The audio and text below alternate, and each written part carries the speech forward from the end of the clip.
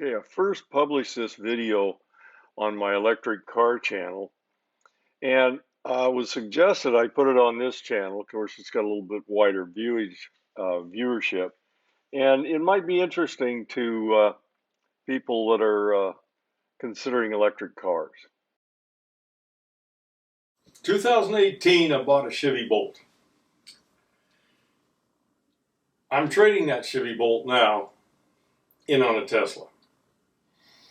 Now, I kind of wanted to explain, I'll go into why I bought the Tesla I bought, probably in another video. But in this one, I want to talk about what made me upset with the Bolt. I don't want to say the Bolt was a bad car. It was well designed. It was fun to drive. It handled pretty good. I mean, mostly handled good because it's got a battery 6 inches off the ground. But it was a generally good car, but there were a bunch of disappointments in that car. Now, when I trade this thing, I will be getting less than half of what I paid for it. I knew that when I bought the car. Anytime you have a $7,500 rebate on a car, that makes the used market much smaller, or much less money anyway. When I bought my 2018, there were virtually no used Bolts for sale at all, unless I wanted one that was wrecked or something. So I paid around $39,000 for it. It was a Premier and so on. At this point, in 2020, its value is around $17,000. And that's actually fairly close to it. I've had it up for sale and so on. But I'm going to trade it in to Tesla. They'll give me $17,200 for it. And in my state, that reduces the sales tax I pay by about a little less than $2,000. So, okay, I'm gonna take a big hit on it. I'm okay with the big hit. At some point, I'll probably come in and tell you reasons why I'm okay with such a big hit. That's not usually the way I work. But let's get into the nuts and bolts of why I'm having a problem with the Bolt. The Bolt was designed in 2016. That's when it was set up. Okay, started out selling in 2017. EV charging was more in its infancy then than it is now. A lot of the chargers, their maximum charging rate was, they said 50 kW, usually meant about 40 kW. And the Bolt could take advantage of that, kind of. The Bolt would charge at a maximum of 55 kilowatts, but yeah, it took a little while for it to get up there. Once you hit 52%, it dropped down and it dropped and it dropped and it dropped. That's in the summer. In the winter, entirely different ball game. 17 kW was the max. That made charging at some place like Electrify America extremely expensive. I think my highest rate on Electrify America was 86 cents a kilowatt, because they charge by the minute. Okay, that was a problem. And at that time, and of course I knew when I bought this 2018 Bolt that there was going to be a lot of changes in the electric market in a very short time. So I knew charging was going to change. I also knew Tesla was around. I really didn't think I could buy a Tesla. I didn't think I really had the money to do it, and I wasn't real familiar with the vehicles at the time. But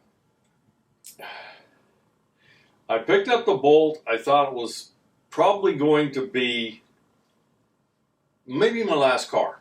I'm 73 years old. Eventually I'll be too old to drive anymore. Anyway, charging rate on it has always been wimpy.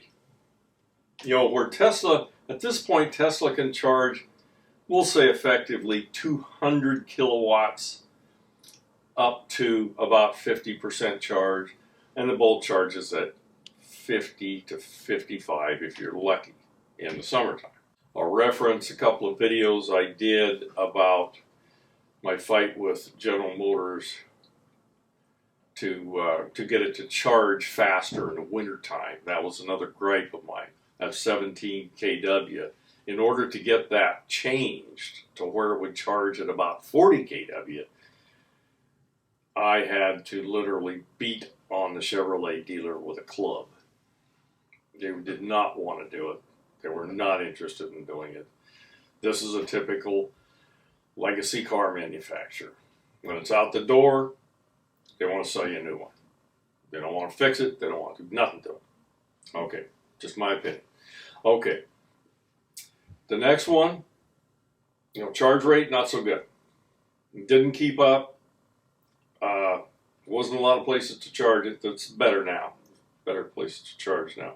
One of the things they had on the 2018, had it on 2017, 2018, was Hilltop Reserve. Now, what that's all about is if you charge your battery to 100%, you don't get regenerative braking until you lose some battery charge. You got to lose about 4 or 5% before you really start getting it back. And they said, well, if you charge it to 87%, that was Hilltop Reserve, the only option. You could charge to 87%, and you wouldn't have that. The idea being you were on top of a hill, where you lived on top of a hill, and you're going down the hill, and you want to regenerate. Okay. That was a really dumb way to set that up. Almost everyone knows that charging a lithium-ion battery to 100% is really not the best idea. They don't like being charged that high, and the life of the battery is suspect if you continually do that. So most people charge them at about 80%. Or 90% now. Looks like 90% is becoming a number now. They didn't have any options except Hilltop Reserve. So that's what I had to use.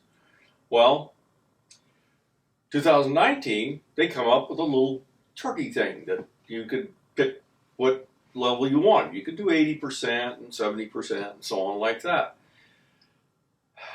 Okay, now that brings up over-the-air updates, which, yes, General Motors, we're going to, this thing's all dialed in. We are going to have over-the-air updates. Just like Tesla. Yeah. There is no over-the-air updates. And in fact, I found out that the only over-the-air updates that could be made were to the entertainment system. There's no way they would update this thing. I guess they've never heard of computers, because computers do this all the time. And that Hilltop Reserve thing, switching that over, there's no hardware in that. That's all software. Okay, they just didn't do it. Didn't do it. Okay, cruise control. I had cars with adaptive cruise control, and I was in love with it. And in fact, the Tesla adaptive cruise control is spectacularly good. Chevy doesn't even offer it, not even on the highest level car, which is what I bought. So that was kind of a downer. I was interested in the vehicle having some driver safeguards, automatic braking. It didn't have that, unless you're going under 45, and I've never tested to see if I actually do have it. It does scream at you if you're coming up too fast on a car, that's pretty good. That's pretty good. I'm okay with that. Okay. They even have, because they will scream at you when you're coming up in a car too fast, they've got radar for the adaptive cruise control.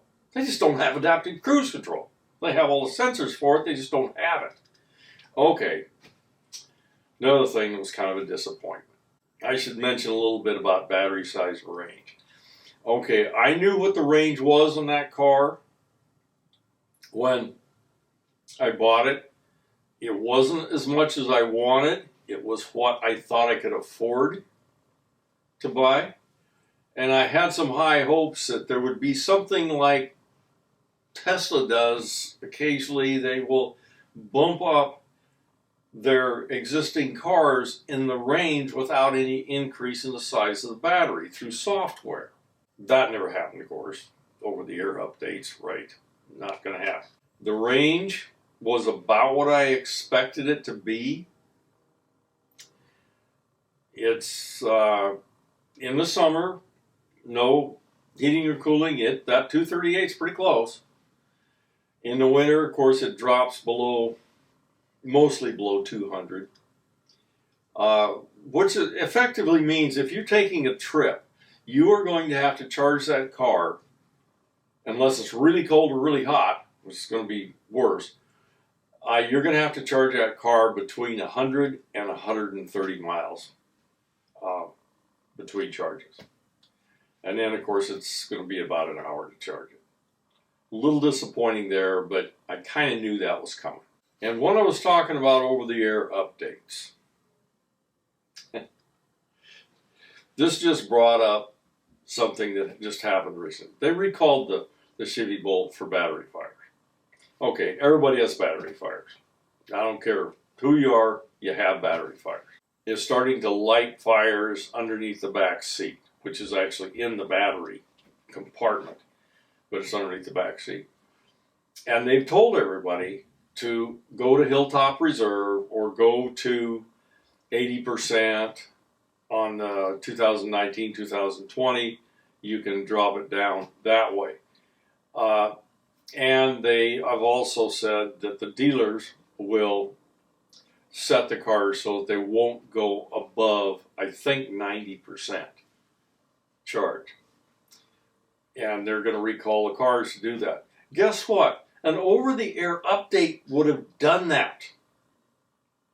Now, General Motors is going to spend, a service tech is going to spend probably an hour to 2 hours on it.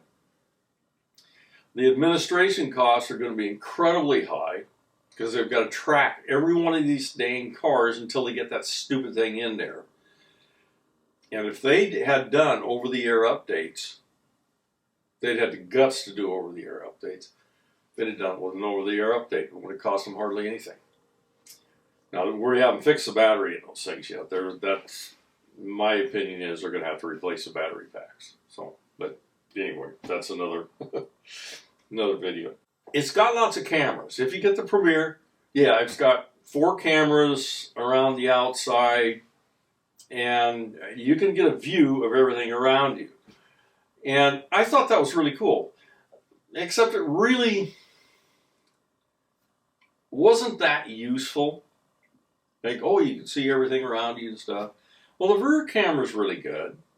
And the front camera's kind of neat because if you're driving through a little parking lot under 5 miles an hour and some kid runs in front of your car, I guess you can see him better, although I probably would see him anyway. But the cameras, they're really low quality. This is not 4K, I can tell you that for sure. It's pretty low quality, and I haven't found it to be of a lot of value. Now, the rear view mirror thing is cool because you can have a regular rear view mirror just sitting up there like normal, and then if you flip the little doohickey that usually dims the mirror, it changes it to a camera so that anything that's in your back seat that might be blocking your view is not blocking your view anymore. And it's kind of cool. And it's wide angle, so you can see cars that are coming up on you. The only thing that's a real problem with it is, and it's just me, I wear trifocals. It's blurry. There's no two ways about it. The regular mirror works great, but the camera mirror doesn't. For me. So, yeah. It does have a little washer, though. If you turn on the windshield washers, it washes off that rear camera. I thought it was cool. I don't think Tesla's got anything like that. The suspension on the car. It has cheap car suspension. which is modified by the fact that the battery's so low. And I've told you, corners pretty good. I can push it pretty hard on corners, and it does pretty well. Bumps in the road, not so good, but but it's a cheap car, and so it's got cheap suspension. One of the things I really like about the car is the regen. Regen, where I'm putting power back in the battery. That works for me. I'm kind of a tech guy, not kind of a tech guy, I am a tech guy. Not necessarily computer tech, but mechanical, electrical tech. If you put it in D, it acts like it's any old electric or any old car that has an automatic transmission. And where that's kind of nice in snow, I don't like it at any other time. So I usually put it in L, which is not low. And it's supposed to look like a regular transmission shifter. It's got a little shifter in the floor. Okay. L is the position you use when you want to use one pedal drive. And of course, one pedal drive is great. It's almost intuitive to operate. It probably took me a couple of days to get really used to it, but I was almost used to it in about not 2 hours, probably less than that, probably a half hour driving. But the Bolt has the best regen I've seen on any of these vehicles. It's very strong. You just let off that throttle a little bit and it slows right down. If you're slowing down a little too slow, it's got a paddle on the steering wheel that you can pull it, and it'll augment that even farther. Now, of course, I like it because it's putting power back in the battery. And there will never be a brake job on those cars. There shouldn't. If there is a brake job, there's something wrong with the way you're operating. So that's really good. I really like that. And I don't think the Tesla is going to be quite as good that way. I've driven the Tesla Model 3 and an S too. And the S was pretty good. The 3 I didn't think was quite as good. But they have modified the 3 since that time. So it may be better. But the braking is really good. Traction control. It has traction control. But it really doesn't work very good. It's just kind of hokey. I'm spinning tires all the time in that silly thing. And I just don't think it does a good job. Navigation. Okay. I don't know why General Motors did this. I guess it's a cost-saving thing. There's no navigation on the car. You can't get it at any price. You have to use your phone. Which I didn't really have too much of a problem with when I first started fooling with the thing. Because you're familiar with the way your phone GPS works. But it's kind of a pain. You got to plug the phone in and to get your navigation to work and stuff. And so it's never going to be really integrated. That's where Tesla really shines, is where they integrate all that stuff together.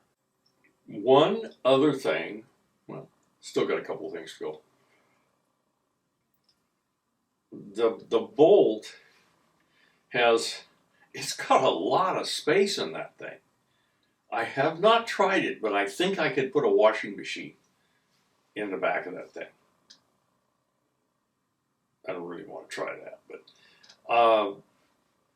there's a lot of space there. I put a lot of big old boxes that doesn't look like they'd ever fit in there, and it's got a lot of space. Now, the price you pay for that, it is kind of a little sport ute thing, which I'm not a sport ute nut, but that was the only way it came. And the bad thing about the sport ute part is it's got a lot of wind resistance.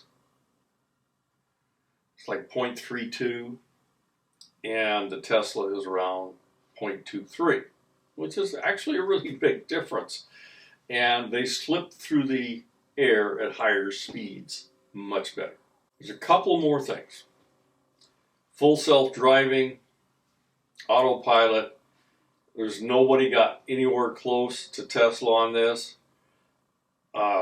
Cadillac's got a system out, but Chevy Bolt doesn't have anything like that. Now they kind of say, well, yeah, we've got lane departure, blah blah. Good grief, that is so. It's so subtle and so inaccurate that it doesn't do anything. And of course you can't let go of the steering wheel, the thing freaks out. If I'm driving down the road and I've got my stay in the lane thing, and I let it drift over, it hits the line before it corrects. It's just wimpy and inaccurate as heck. It just does. It's useless. Now it does have a sensor for sensing people, which 1 out of 3 people it does sense. But it don't sense no more than that. It senses a car in front of you, sees that. Generally, it's pretty good at that. It has cross traffic warning. I ain't trusting that because it's not very good. I would say 6 out of 10 times I can trust it. Maybe 7 out of 10. The other times it misses it. The last thing I've mentioned, charging the Chevy Bolt, finding a charger for it, getting one to work, and getting out of there in some kind of reasonable time just doesn't happen. Now, most of the time we don't charge in these charging machines. And part of the reason we don't charge them is because it's so dang terrible to use. I've got RFID cards, most of which don't seem to work about half the time. They're supposed to take a credit card. They won't take the credit card. Nothing works. Sometimes I get the app to work. Electrify America, I've got the app to work some. But I end up phone calling every one of these guys. Well, not every one, but I'm driving my daughter's Model 3. I go to a Tesla supercharger, and I plug the silly thing in, and it charges it. It also directed me to it, which Chevy is trying to do now. They're in beta on that. But this car will direct me to it. It'll actually even drive me most of the way. And when I back up to it and I plug it in, it starts charging. It doesn't say, it isn't going to work this time. Call us up and see if we can figure out why it won't work. I have no idea why these charging stations are set up this way. We've got gas pumps everywhere that you'll put the card in and start charging or start gas in your car. It's ridiculous. Tesla has that figured out. Nobody else does. Okay, those are my gripes with the Bolt. I have not received my Tesla Model S yet, which I will in a few days. I'll be going over things I like about it and things I don't like about it and make some more comparisons.